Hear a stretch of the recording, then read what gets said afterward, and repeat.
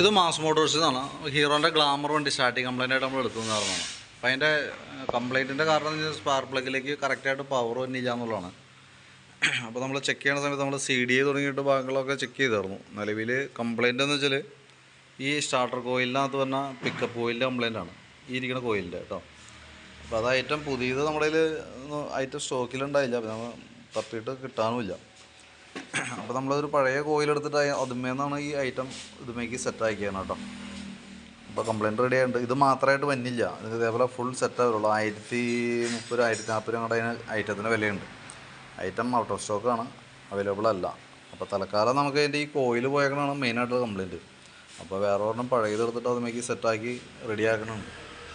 പിന്നെ ടെസ്റ്റ് വർക്കുമായി ബന്ധപ്പെട്ട വർക്കിലേക്ക് കയറ്റുന്ന സമയത്ത് വേണമെങ്കിൽ നമുക്കത് മൊത്തത്തിൽ അസംബ്ലി മാറ്റി കളയാം. ആ കൂട്ടത്തിൽ കൂടെ തന്നെ വയറിംഗ് കിറ്റും കൂടി മാറ്റുകയാണെങ്കിൽ അത് നല്ലതാണ്. കാരണം എന്ന് വെച്ചാൽ വയറിംഗ് കിറ്റൊക്കെ എക്സ്റ്റൻഷൻ കൊടുത്തിട്ടാണ് ഇട്ടേക്കണേ. ഹാൻഡിൽ തിരിയണ ഭാഗത്തൊക്കെ പൊട്ടി പോയിക്കൊണ്ടിരിക്കുകയാണ് കേട്ടോ. അപ്പോൾ വയറിംഗ് കിറ്റും കൂടി കൂട്ടത്തിൽ കൂടെ മാറ്റുകയാണെങ്കിൽ, ടെസ്റ്റ് വർക്കിന് കയറ്റുന്ന സമയത്ത് വയറിംഗ് കിറ്റും കൂടി മാറ്റുകയാണെങ്കിൽ ആ കൂട്ടത്തിൽ കൂടെ കോയിൽ അസംബ്ലി കൂടി മാറ്റി കളയണമെങ്കിൽ അതാണ് ബെറ്റർ കേട്ടോ. തൽക്കാലത്തേക്ക് വണ്ടി ഓടിക്കുന്നതിന് വേറെ പ്രശ്നമൊന്നും ഉണ്ടാവില്ല. ഞാൻ പറഞ്ഞാൽ ഐറ്റം നമ്മുടെ കയ്യിലിപ്പോൾ ഓൾറെഡി സ്റ്റോക്കില്ല, അന്വേഷിച്ചിട്ട് കിട്ടാനുമില്ല.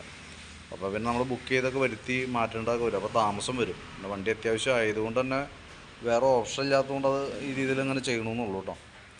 അപ്പോൾ അത് പിന്നീട് മാറ്റണമെന്നുണ്ടെങ്കിൽ ആ ചെയ്യണ കൂട്ടത്തിൽ വയറിംഗ് കിറ്റ് ഇതും കൂടി മാറ്റുകയാണെങ്കിൽ ആ ഭാഗം കറക്റ്റായിട്ട് പൊക്കോളും, ക്ലിയറായി പൊക്കോളൂ കേട്ടോ.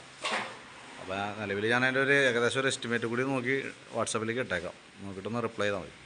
നമ്മളെല്ലാ ഭാഗങ്ങളും നമുക്ക് കഴിക്കേണ്ടതായിട്ട് വന്നു, കാരണം വെച്ചാൽ വയറിങ് കംപ്ലയിൻ്റ് ഉണ്ട്.